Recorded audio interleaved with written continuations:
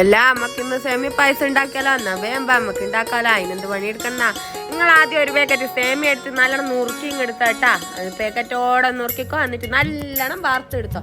നല്ല പോലെ വറുക്കണേ. വറുക്കൽ തെറ്റിക്കല്ലേ നിങ്ങൾ ഇതേപോലെ വറുത്തെടുത്തിട്ട് ആയി മാറ്റി വെക്കാം. പിന്നെ നമ്മളൊരു പാത്രം വെച്ചിട്ട് അതിലേക്ക് നല്ല അടിപൊളി പശു നെയ്യ് പറഞ്ഞേട്ടാ. നെയ്യില്ലെങ്കിൽ നിങ്ങൾ 1/2 kg പറഞ്ഞു. ഒരു 3 ടീസ്പൂൺ ഇട്ടാ. 3 അല്ലെങ്കിൽ 4 സ്പൂൺ. പിന്നെ നമ്മൾ അതിലേക്ക് അണ്ടിപ്പരിപ്പും കിസ്മിസും നമ്മളെ മുന്തിരി ഇട്ട് നല്ലോണം ഇളക്കി നല്ലോണം പറന്ന് വരട്ടെ.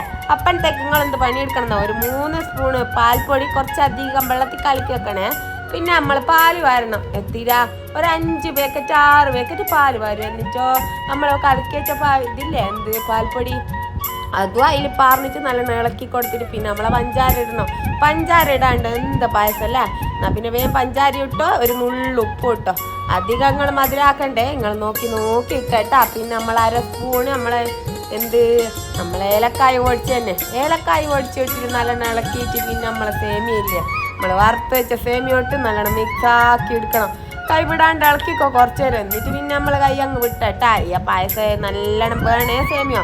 ഈ പാലിൻ്റെ വെള്ളത്തിൽ കിടന്ന് നല്ലോണം സേമിയം ബന്ധിങ്ങ് പോരട്ടെ. നിങ്ങൾ ലൂസിൽ എടുക്കണം കേട്ടാ. ടൈറ്റിലെടുത്താൽ പിന്നെ അത് ടൈറ്റായിട്ട് നമ്മളെ എന്ത് പണിയെടുക്കുന്ന റവ പോലെ ഉണ്ടാവും. റവയല്ല കേട്ടാ, എന്നാ പറയാ ചോറ് കഞ്ഞി അയക്കില്ലേ അതുപോലെ ഉണ്ടാവും. അതുകൊണ്ട് എന്ത് പണിയെടുക്കണോ, നിങ്ങൾ നല്ല ലൂസിലിങ്ങ് എടുത്താട്ടാ. ഈ ലൂസ് വേണ്ട. നിങ്ങൾ സേമിയം കുറവാന്നൊന്നും വിചാരിക്കണ്ട. നമുക്ക് അടിപൊളി പായസം കിട്ടും. ഇത് ഗ്ലാസ്സിലേക്ക് മാറ്റിക്കോ. എങ്ങനെയുണ്ട് നിങ്ങൾക്ക് കണ്ടാൽ തന്നെ എന്താ മൊഞ്ചില്ലേ. എന്നാൽ പിന്നെ നല്ല അടിപൊളി പായസം തന്നെ. നിങ്ങൾ മസ്റ്റായിട്ട് ട്രൈ ചെയ്തോ. എന്നിട്ട് ഞങ്ങളോട് പറയണം കേട്ടാ. ഇഷ്ടപ്പെട്ടാൽ ലൈക്കും സബ്സ്ക്രൈബും മറക്കണ്ട.